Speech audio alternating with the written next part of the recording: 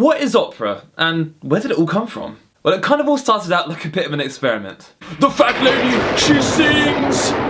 Well, maybe it's not that kind of experiment, but opera was born at a time in history when science and inventions were really kicking off, and a lot of the big scientific discoveries of the 15 and 1600s were coming out of Italy. One name you might have heard of is Galileo, as in his dad Vincenzo just so happened to be a very well-respected musician of the time, and together with a group of mates called the Florentine Camerata, they were responsible for the creation of opera. The group was made up of the top intellectual minds of the time, and they would meet up at the house of their patron, Count Giovanni Ballroom. I'm going to be saying a lot of Italian names in this vlog, so if I get them completely wrong, then don't hate me too much. Basically, these guys were getting pretty bored of the Italian music scene at the time, and ironically, by wanting to move forward, they actually looked back for inspiration. Similar to what I mentioned in the classical vlog, these guys were looking at ancient Greek drama to help breathe some life into Italian music. The thing is, compared to Italian art and literature at the time, music was pretty restrained. A lot of the music was being written for the church, which meant that you couldn't really put too much of your own personal emotions into it. You would have all this beautiful music being sung by choirs, but the thing is, what got these guys is that you couldn't hear any of the words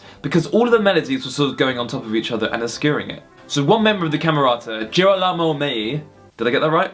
He discovered an exciting relationship between music and words in ancient Greek drama, and he wanted to create a new style of music that reflected this. So the Camerata started experimenting with solo vocal lines, with interesting chords and bass lines underneath it. Now this was a pretty big breakthrough for the development of opera, and this style became known as recitative. So the experiments of Galileo, Mai and the Camerata were developed even further by another Florence composer called Jacopo Peri, who also discovered Nando's peri peri sauce.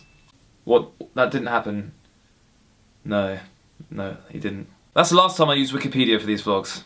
So Peri and his mate Jacopo Corsi had followed the experiments of the Camerata, and together they wrote the first ever opera. Now, Corsi was a pretty big deal in Florence at the time. He was a nobleman and not only helped finance the world's first ever opera, but he helped composing it too. The opera that the team was working on was called Daphne, and in 1597 they put on its first performance. The sad thing is that we actually don't really know what Daphne sounds like, because over the years, someone lost the manuscripts. Don't know why I said it like that. Like I'm blaming you for losing the manuscripts. So the first ever opera that actually survived was the team's follow-up to Daphne called L'Eurydice. L'Eurydice? From now on I'm going to pronounce it L'Eurydice. That sounds nice to me. This was put on at the Palazzo Pitti, which was where the Medici family lived. And if you've never heard of the Medici family, these guys were basically more powerful than the kings and queens in Europe at the time. The real breakthrough for the development of opera came a few years later in 1607 with a piece called Orfeo by the revolutionary composer Claudio Monteverdi. Monteverdi was a gigging musician around the courts of northern Italy and became the man in charge of music at St. Mark's Basilica in Venice. So when I said that opera came about as a result of experiments, it was in this building that a lot of the experimentation was taking place. So before Monteverdi took over in charge there, Andrea Gabrielli and his nephew Giovanni were shaking up the conventions of church music. They started experimenting with the choir being accompanied by kind of strange sounding instruments like cornets and sackbuts. Sounds a bit rude, doesn't it?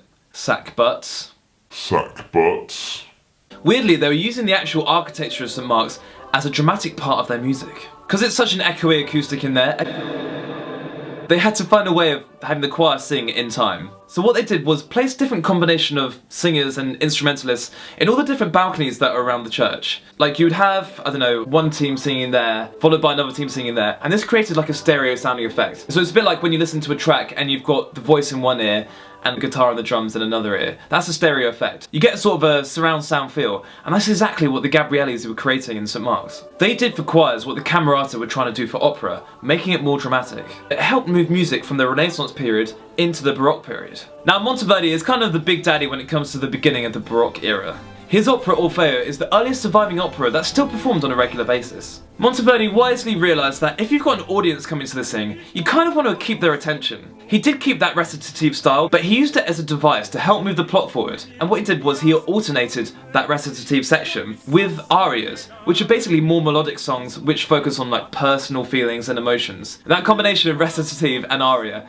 actually stayed the same for hundreds of years of opera. Orfeo was based on the Greek myth of Orpheus, who was a guy that went down to the underworld to find his dead wife to bring her back to life. So Orpheus is right at the edge of the underworld, and he's literally about to step out, and he's like, I'll just turn around for a cheeky glimpse, turns around, and then boom, down she goes, that's it, he's lost her forever. So sad times for Orpheus. You had one job, and what was it? Don't turn around. And what did you do? Monteverdi was now setting up his plays as one of the biggest musical names of the time, and his follow-up opera to Orfeo, l'Arianna, premiered in 1608 in an open-air theatre with thousands of people in attendance. So Monteverdi was selling out stadiums hundreds of years before the Beatles did.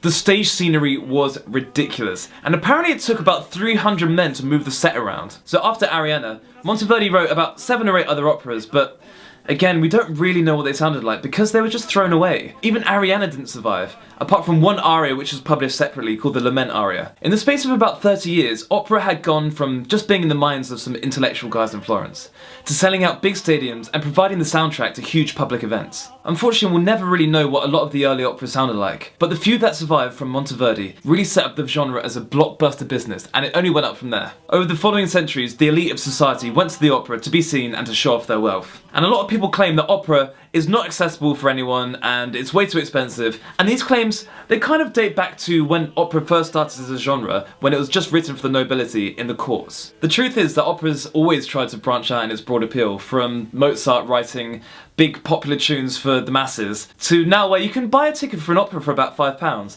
and even the average ticket price is cheaper than a football match. Anyway, the guys of the Florentine Camerata would have been pretty impressed by the legacy they created. The Frankenstein's monster of various different influences came together to create something new and exciting, which changed the history of music forever. Thank you so much for watching, and I'll see you in the next episode of Talk the Music.